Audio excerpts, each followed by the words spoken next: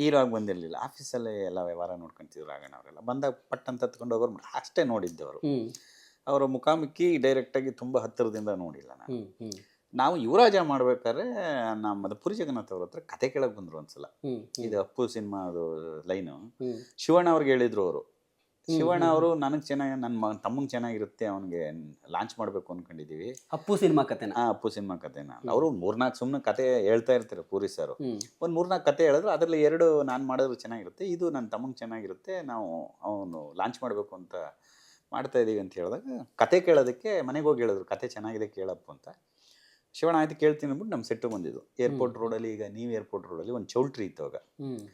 ಆ ಚೌಲ್ಟ್ರಿಲಿ ಶೂಟ್ ಮಾಡ್ತಿದ್ವಿ, ಒಂದು ಕಲ್ಯಾಣ ಮಂಟಪದಲ್ಲಿ ಸಾಂಗ್ ಮಾಡ್ತಾಯಿದ್ವಿ. ಆಗ ಬಂದು ಅಲ್ಲಿ ಕತೆಗಳು ಆವಾಗ ಫಸ್ಟ್ ನೋಡೋದು. ಫಸ್ಟ್ ಬಂದು ಡೈರೆಕ್ಟ್ರ್ ಜೊತೆ ಇದ್ದಾಗ ಫಸ್ಟ್ ಮುಖಾಮುಖಿ ನೋಡಿದ್ದು ನಾನು. ಓಕೆ, ನೀವು ಅದಕ್ಕಿಂತ ಮೊದಲು ಭೇಟಿನೇ ಆಗಿಲ್ಲ? ಭೇಟಿನೇ ಆಗಿ ಅದೇ ಫಸ್ಟ್ ಮೊದಲ ಭೇಟಿ ನಾನು ಪುನೀತ್ ಸರ್.